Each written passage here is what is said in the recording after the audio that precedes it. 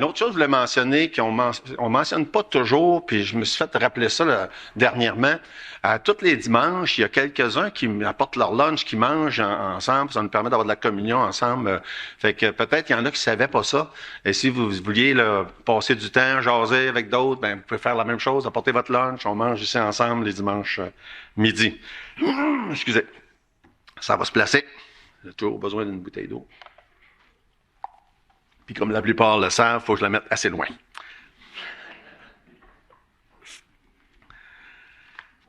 Connaissez-vous la parole de Dieu? Hein? C'est la question que je vous pose ce matin et en vous invitant à tourner dans 2 Timothée au chapitre 3. Connaissez-vous la parole de Dieu? C'est intéressant parce que la Bible nous dit que dans les derniers temps, la connaissance va augmenter. En partie en rapport avec la parole de Dieu. Mais ça nous dit aussi ailleurs, y aura-t-il encore de la foi? Hein? Puis ça, c'est une question rhétorique en voulant dire qu'il n'y en aura pas ben. Puis on nous dit dans la Bible que la foi vient de la parole de Dieu. Ça fait que moi en tout cas, quand que je fais 1 plus 1 plus 1, dans cette équation-là, ça nous dit que les gens vont connaître probablement moins la parole de Dieu à mesure qu'on avance dans la fin des temps, même s'il y aura beaucoup plus de connaissances en général. Et c'est pour ça que c'est ça que je pose comme question ce matin. Avec notre passage, on est rendu dans nos études de 2 Timothée. On a commencé au début, on est rendu dans le chapitre 3. Et puis, on va se concentrer sur les derniers versets là, du chapitre 3 de 2 Timothée. En commençant avec le verset 15, qui dit, c'est Paul, l'apôtre Paul, qui écrit à Timothée, qui dit, « Dès ton enfance, tu connais les saintes lettres. » Les saintes lettres ou la parole de Dieu ou la Bible. Fait qu'il dit ça à Timothée, il dit, « Toi, tu la connais, la Bible. Ça fait longtemps que tu la connais. Tu la connais depuis que tu es jeune. » Puis j'aimerais qu'on s'arrête pendant le reste du temps sur qu'est-ce que ça veut dire, ça? Qu'est-ce que ça veut dire connaître les saintes lettres, vraiment? Puis aussi suggérer que probablement que la majorité des chrétiens la connaissent beaucoup moins qu'ils pensent, la parole de Dieu. Puis qu'on est tous encouragés, chacun d'entre nous, à connaître la parole de Dieu. Puis la connaître plus que juste être capable de citer quelques versets de temps en temps, mais d'avoir une vraie connaissance profonde dans la communion avec Dieu, de sa parole. On va prier. Notre Dieu, merci pour tes bienfaits puis le privilège qu'on a d'être là pour chacun et chacune qui sont présents ce matin.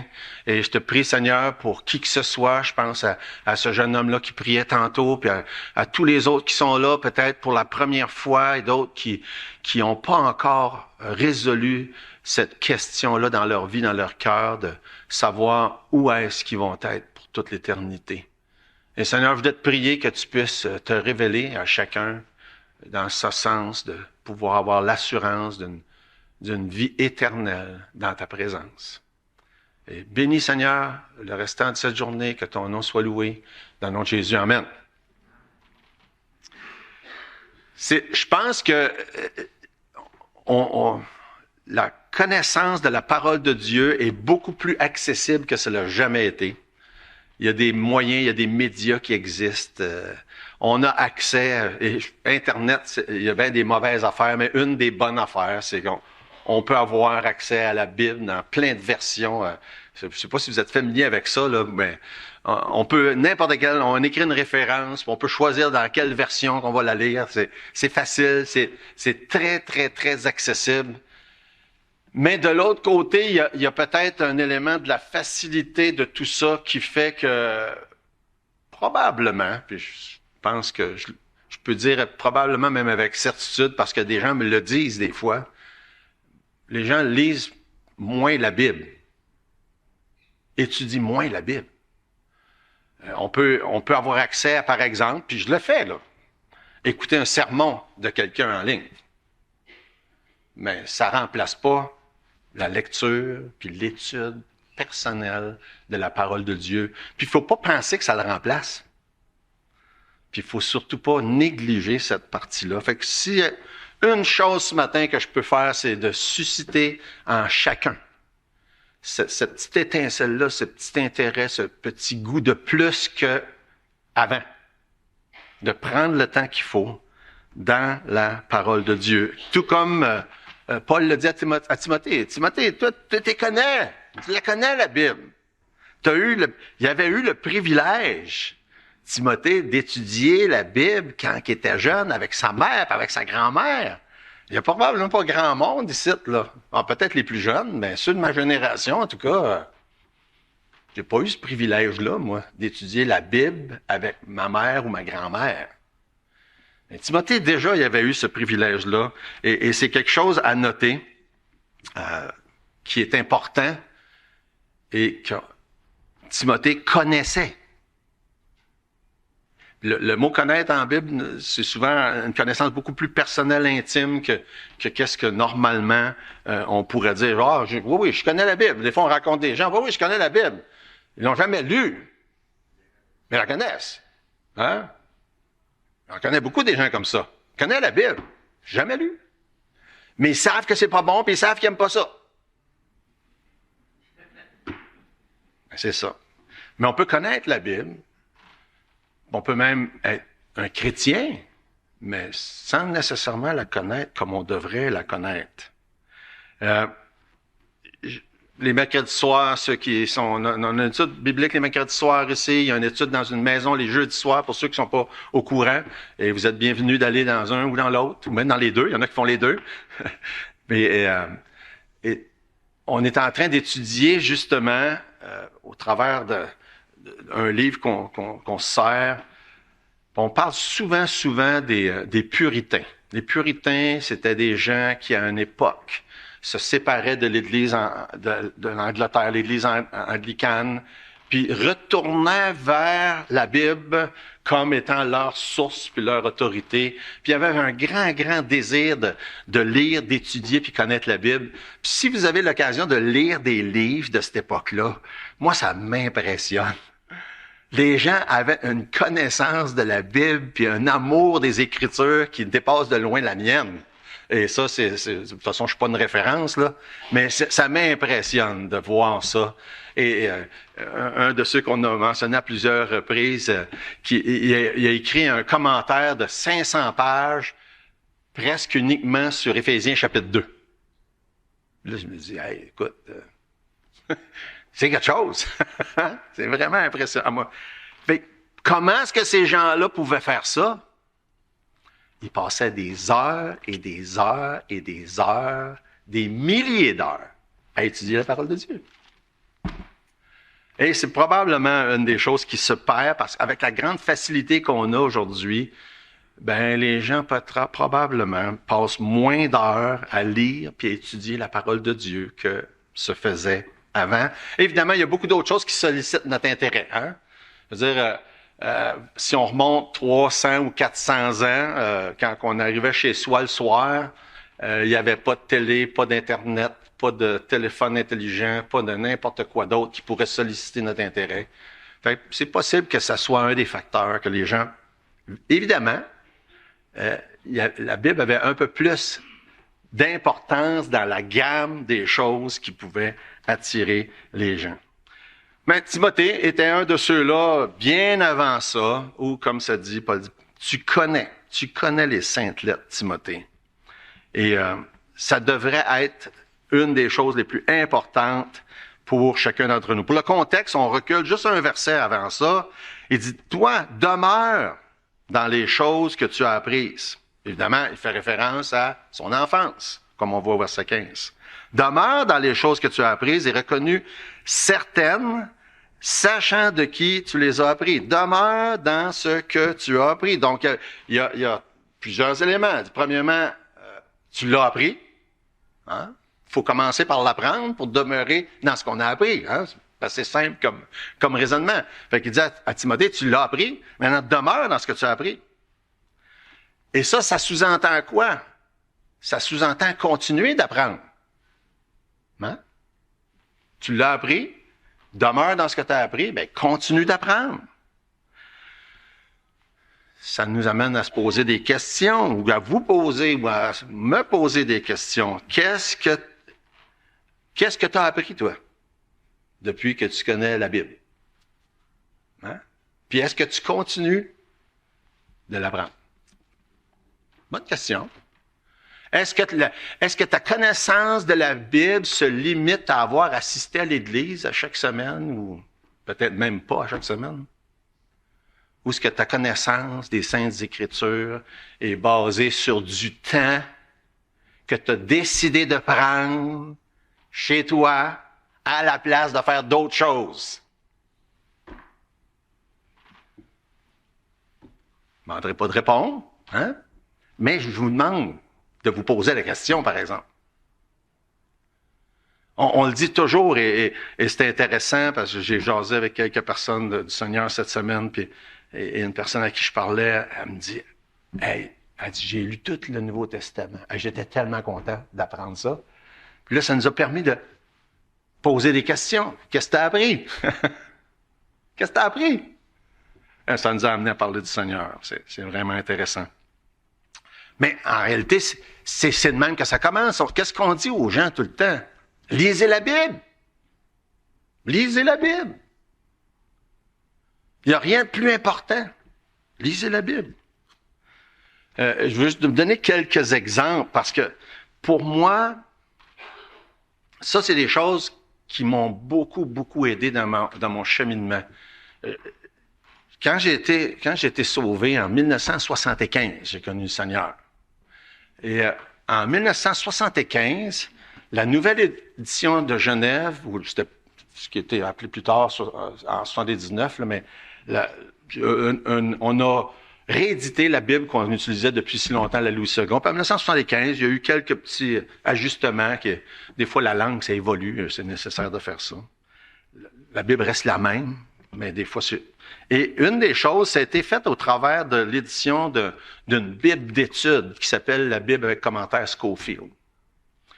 Et ça a sorti en 75. Moi, j'ai connu le Seigneur en 75 et j'étais à l'église un dimanche quand M. Palmer Adams est venu présenter la nouvelle Bible Scofield en français. Puis j'ai dit, c'est intéressant tout ça. Fait, dès les premiers instants, je me suis procuré une Bible comme ça. Et pourquoi je vous parle de ça? Parce que la Bible Scofield est connue pour plusieurs choses. Entre autres, pour l'enseignement sur le dispensationalisme, qui est très bien, mais c'est pas ça qui est la chose la plus importante. Il y a des choses, des commentaires, c'est pas des hommes qui les ont écrits. Des fois, il y a des erreurs. Puis il y a des erreurs dans les commentaires dans la Bible Scofield. Mais il y a une chose, par exemple, dans cette Bible-là, puis dans toutes les autres Bibles comme ça, qui est d'importance majeure, c'est la chaîne de référence. Puis là, je vous regarde, là, puis je le sais parce qu'on est habitué, là, beaucoup des gens que je connais, ils ont la même Bible que moi. Il existe plein de versions puis de Bibles différentes. Elles sont toutes bonnes, d'ailleurs. Une Bible, c'est une Bible. Mais il y en a qui ont des commentaires, il y en a qui n'ont pas, il y en a qui ont des chaînes de référence, et ainsi de suite. Mais pour ma part, en 1975, c'était la chose la plus merveilleuse qu'il n'y a pas. D'avoir une Bible avec une chaîne de référence. Parce qu'une chaîne de référence, ça veut dire quoi? Ça veut dire que on prend un sujet donné, et là, on nous part ça dans le début de la Bible, puis là, on nous amène jusqu'à la fin. On dit, la prochaine référence, c'est ça, la prochaine référence, c'est ça, la prochaine référence, c'est ça, la prochaine référence... Écoute, j'ai passé des heures et des heures et des heures à suivre les chaînes de référence sur des sujets variés dans la Bible. J'avais pas rien d'autre comme outil que ça. Et ça l'a changé ma vie littéralement. Et je pensais à ça en guise d'exemple de ce que Paul dit à Timothée. Il existe beaucoup d'autres choses aujourd'hui, beaucoup d'autres outils pour étudier la Bible. En 79, ils ont sorti la concordance biblique. Probablement qu'il y en a plusieurs ici qui ont ça, là. Hein, la concordance en français. Avant ça, ils n'avaient pas. En tout cas, moi, j'en connaissais pas. Et ça a été un autre outil extraordinaire pour étudier la Bible. Hein? On prend un mot, puis là, ça nous donne toutes les références dans la Bible que ce mot-là se retrouve. Quoique, c'est pas une concordance qu'on appelle exhaustive, donc il n'y a pas tous les mots, mais il y en a une bonne partie. Avant ça, il y en avait en anglais, tout ça, mais en français, là, ça commençait à nous donner, on commençait à avoir des outils pour étudier la Bible. Les gens avant nous autres, ou avant ça, qu'est-ce qu'ils faisaient? Ils fouillaient eux-mêmes dans la Bible. Ils prenaient beaucoup plus longtemps pour étudier la Bible. Maintenant, on a des outils, on n'a pas d'excuses aujourd'hui. Moi, depuis longtemps, je me sers plus beaucoup de la chaîne de référence. Puis je me sers plus beaucoup de la concordance biblique. Parce que j'ai mon logiciel dans mon ordinateur que j'utilise depuis à peu près 30 ans. Qui me, à tous les jours, si je lis ma Bible, même dedans ça, mais j'étudie la Bible au travers de ces outils-là. Mais peu importe quel outil qu'on emploie, est-ce que tu connais la Bible? Est-ce que tu prends le temps d'étudier la Bible?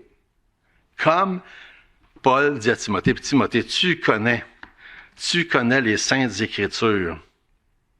Puis là, il faut que je regarde un peu où je suis rendu, parce que à un moment donné, je m'emporte quand je parle des affaires comme ça. Je suis pas pantoute qu'est-ce que j'ai préparé. Mais c'est tellement important comme qu'il dit, tu connais, au verset 15, il dit, tu connais les Saintes Écritures? Au verset 14, il dit, demeure dans ce que tu as appris. Et chacun d'entre nous, c'est le même défi auquel on fait face. Connaître la Bible, demeurer dans la Bible, et ce qui inclut demeurer fidèle à la Bible. Parce que c'est pas juste une question intellectuelle. C'est connaître et mettre en pratique les Écritures.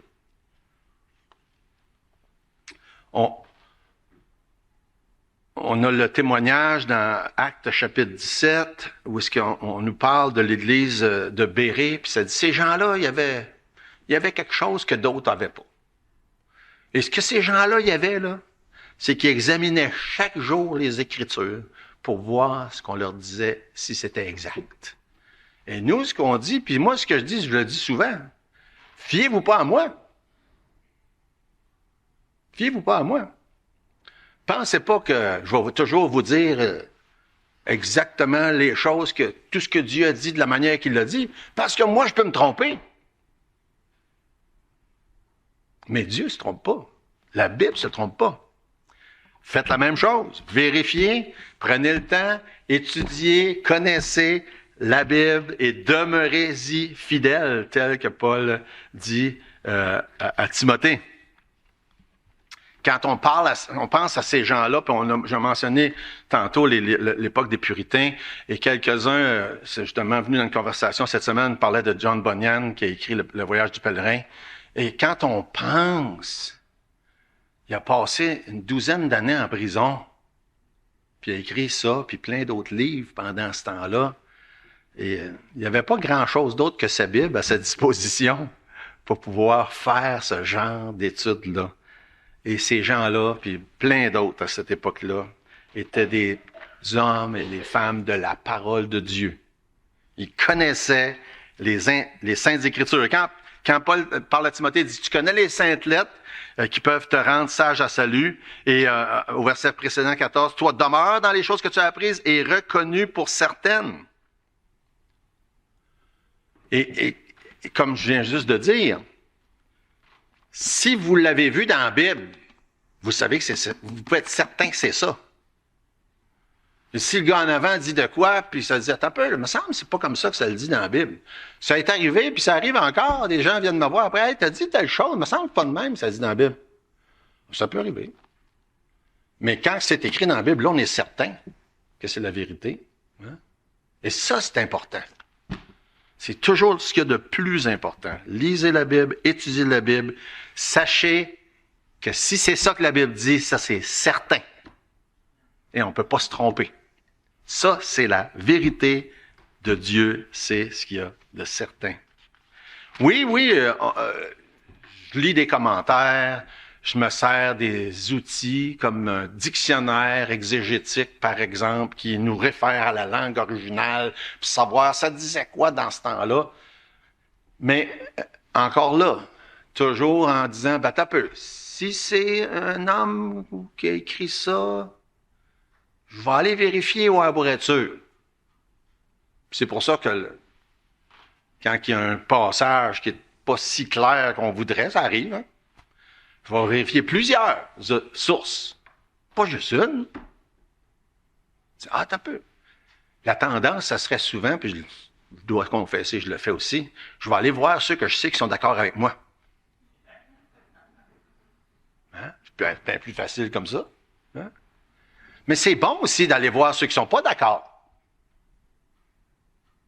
Voir c'est quoi leur raisonnement. Puis des fois, ils disent, attends un peu, peut-être lui qui a raison. Peut-être lui qui a raison. Un des dangers, justement, puis entre autres avec l'Internet, c'est quand on se nourrit d'une source, juste certaines sources là, qui ont toujours le même son de cloche. Il faut prendre le temps d'étudier comme il faut pour savoir. Parce que la seule chose qui est certaine, c'est la parole de Dieu, c'est ce que Dieu a dit, et rien d'autre. C'est ce que Paul dit à Timothée. Puis là, il faut que j'avance un peu, là, parce que là, il y avait 7 raisons pourquoi on devrait étudier la Bible. Il ne me laisse pas grand temps pour regarder ça. 7 raisons. Je pense que j'ai assez mis d'emphase sur on devrait étudier la Bible, mais il y a 7 raisons dans le passage. En réalité, on peut dire qu'il y en a 6 parce que les 2 dernières sont comme ils parlent de la même chose. La première, c'est dans le verset 15. Dès ton enfance, tu connais les saintes lettres qui peuvent te rendre sage à salut. La fois ce qu'on entend vient de la parole de Dieu. Et la première raison qu'on doit lire et étudier la Bible, c'est pourquoi? Pour pouvoir être sauvé. C'est là qu'on trouve l'enseignement sur comment être sauvé. Hier, j'assistais au salon funéraire, puis une dame qui a passé bien des années dans l'église ici, puis qui a terminé sa vie avec, elle avait plus de mémoire, Madame Poirier, puis c'était pas dans un contexte là où religieux ou chrétien, c'était juste au salon funéraire, puis à la toute fin, ils ont demandé à des gens de donner des témoignages, puis un de ses neveux qui s'est avancé, puis qui a parlé, qui a annoncé l'Évangile, parce que sa tante y avait annoncé l'Évangile. Puis c'était intéressant pour ceux qui ont connu Mme Poirier. Il a dit une couple de phrases avec le même genre de ton qu'elle avait. Puis ceux qui se souviennent d'elle, elle avait un langage tellement coloré. Une dame qu'on aimait beaucoup d'ailleurs. Mais il partageait, puis il a partagé l'importance de pouvoir savoir qu'on va avoir une place au ciel avec Jésus. Puis la seule manière, c'est au travers du sang de Jésus, au travers de son sacrifice, et du fait que Jésus a dit, moi je suis prête à mourir pour que d'autres puissent vivre. C'est ça, le salut, par la foi. De croire que quand Jésus est mort sur la croix, c'était suffisant. Il n'y avait rien d'autre à faire. Il a tout fait ce qu'il devait avoir à faire pour que des gens puissent être sauvés. Et où est-ce qu'on trouve ça? Dans la Bible. Paul dit, tu connais les saintes lettres qui peuvent te rendre sage à salut. La seule place qu'on trouve ce message-là, c'est dans la Bible. Les sectes et les fausses religions vont parler de la Bible, mais ils ont plein d'autres livres qu'ils jugent comme autoritaires. Et ce qui fait que la Bible sert juste comme un appât. Et c'est pas ça qui est le fondement de ce qu'il enseigne. Et je peux vous dire, et ceux qui sont habitués ici le savent, on n'a pas d'autre autorité. Il n'y en a pas d'autre. La seule autorité qu'on a, c'est la Bible. Il n'existe pas d'autres livres. On va parler d'autres livres de temps en temps, mais ces livres-là ne sont pas l'autorité. La Bible, c'est la seule autorité. Puis la seule place où on va trouver le message qui peut arriver à que quelqu'un soit sage à salut, c'est dans la Bible. Puis il y a plein de passages qui nous en parlent. Romains 10, 17. Ainsi, la foi, bien ce qu'on entend vient de la parole de Christ. Jean 5, 39. Vous sondez les Écritures parce que vous pensez avoir en elles la vie éternelle. Effectivement, ce sont elles qui rendent témoignage de moi. C'est Jésus qui parle. Jean 6, 68.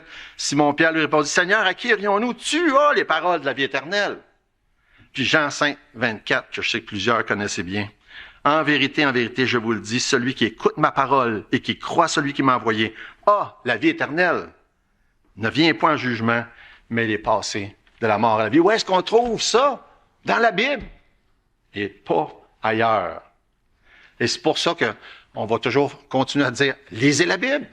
Lisez la Bible. Passez du temps dans la Bible. Étudiez la Bible.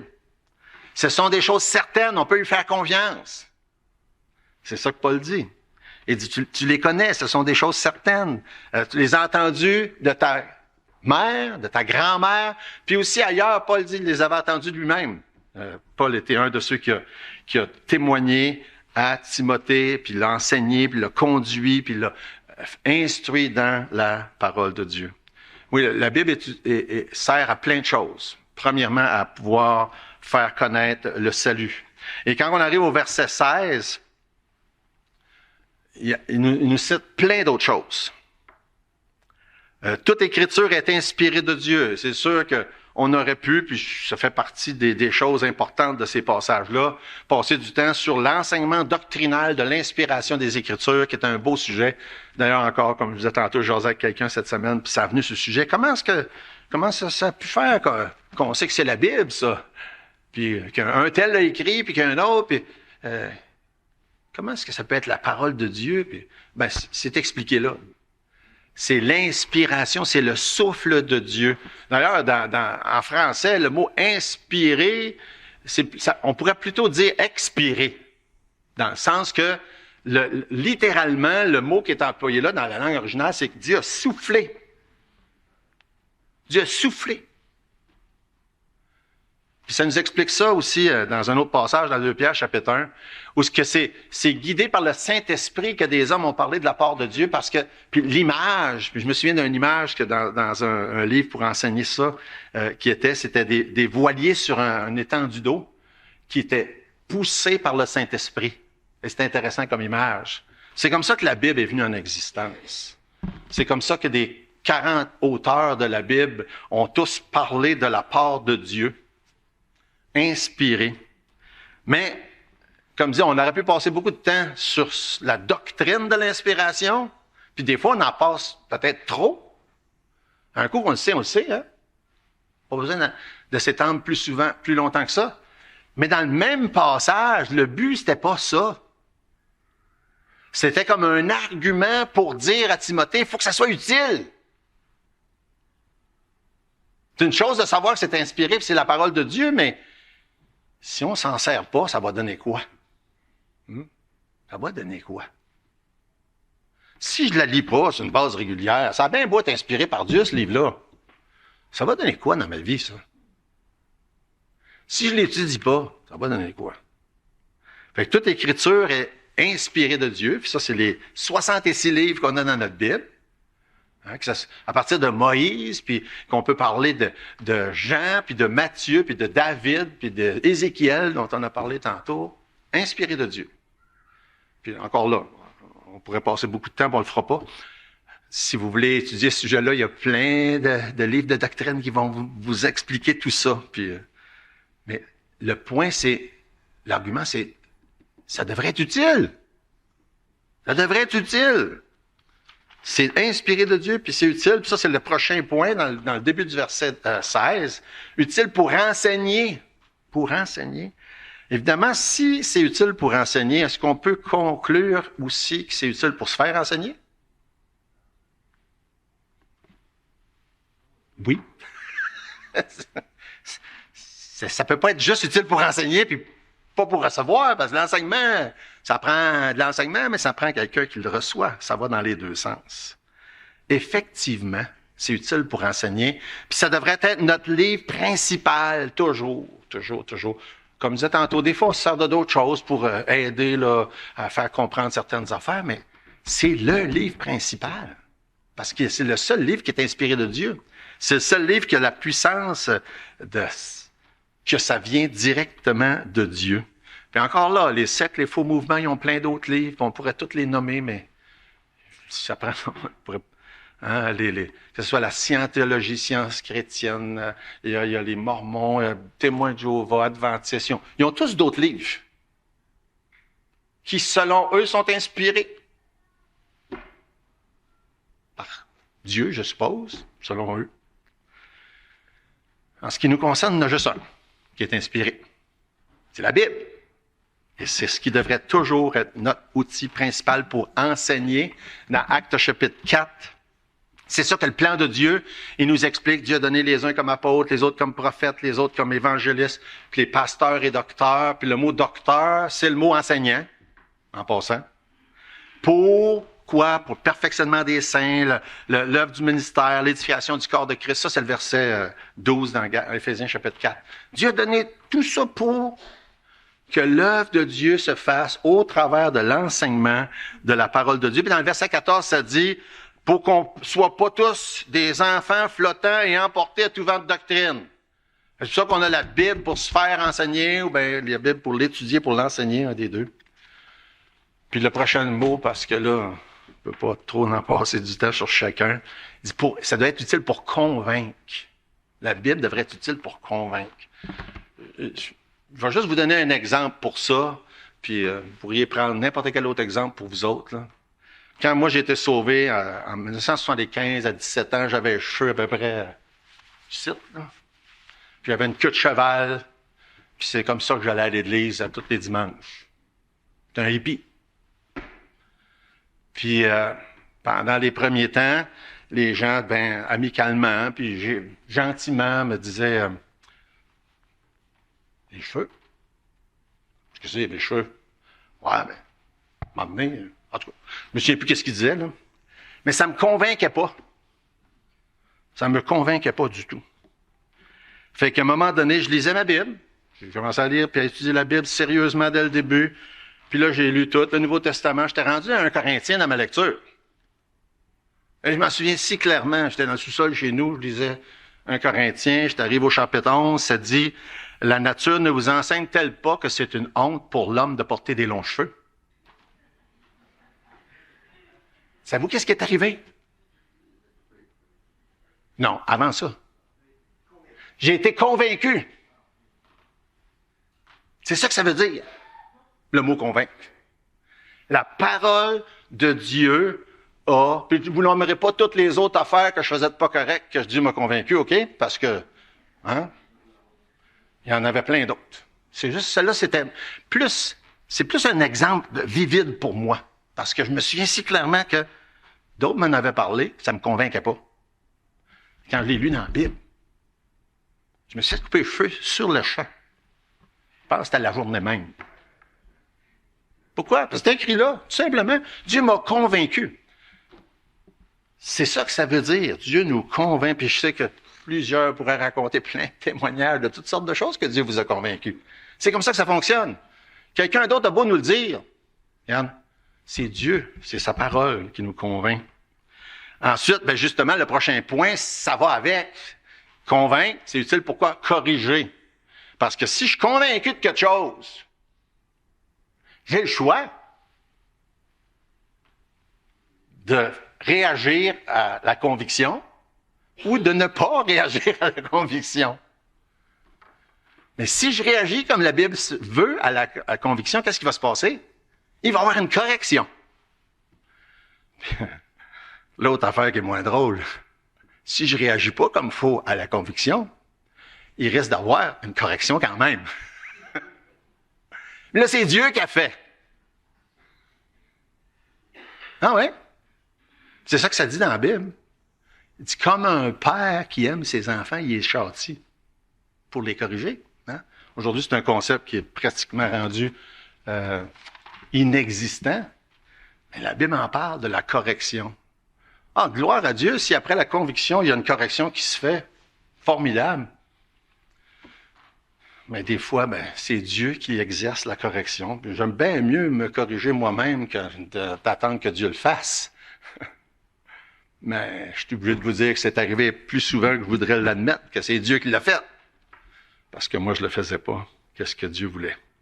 Fait que c'est un peu le concept, je pense, si on parle, par exemple, en agriculture ou avec des arbres, on voit un arbre qui est tout croche, puis là, on essaie de le redresser. Puis qu'est-ce qu'on fait après? On met un tuteur. Et ça, c'est le prochain mot. C'est l'instruction. C'est exactement ça que ça veut dire. Le mot instruire, c'est ce que ça veut dire. Ça dit, là, Tu t'es fait enseigner. Dans certains cas, tu as été convaincu. Dans d'autres cas, tu as dû avoir une correction. Mais là, après ça, il faut que ça continue. Parce que le mot instruire, c'est comme le mot guider. Fait que c'est comme un guide. Là, Dieu dit, garde la Bible, là, te sert de guide. Est-ce que, répondez pour vous-même, là, mais si moi, là, je sais qu'il y a des choses à corriger parce que je l'ai vu dans la Bible, puis je le fais une fois, puis qu'après ça, je ne vais plus voir ce que Dieu a à dire, puis je me fais plus nourrir par la parole de Dieu, pensez-vous que ça a des chances que ça retourne comme c'était avant? Des bonnes possibilités que c'est ça qui va arriver. De là, l'utilité dont ça parle de l'instruction et de cette dose régulière-là qu'on a tous besoin. Puis ça, il y a plein de passages qui nous en parlent. Prenez dans le psaume 19, par exemple, où ça nous parle de la parole de Dieu qui est plus doux que le miel, qui coule des rayons, puis elle nous nourrit, puis elle nous instruit dans Jérémie 15, verset 16. Il dit, j'ai recueilli tes paroles, je les ai dévorées. C'est pas question de juste une fois, là. On parle d'une base régulière. Ou encore le psaume 119, le psaume 119, là, si vous avez jamais pris le temps de lire ou de méditer, prenez-le. Il y a 176 versets dans le psaume 119 et chacun des versets parle de l'importance de la parole de Dieu. C'est un chef-d'œuvre reconnu par plein de gens qui même connaissent pas la Bible généralement. Qui disent, hey, le psaume 119, ça c'est quelque chose. Et le thème, c'est la parole de Dieu.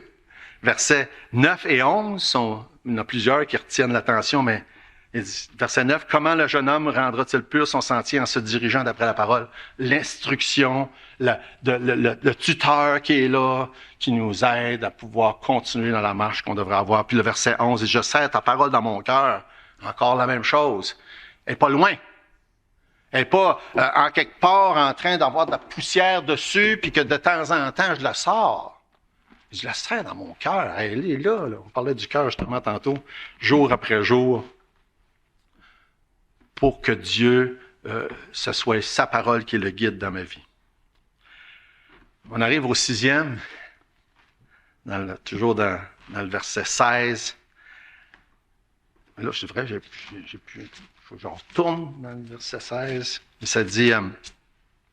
Toute écriture est inspirée de Dieu, utile pour enseigner, pour convaincre, pour corriger, pour instruire dans la justice, afin que l'homme de Dieu soit accompli.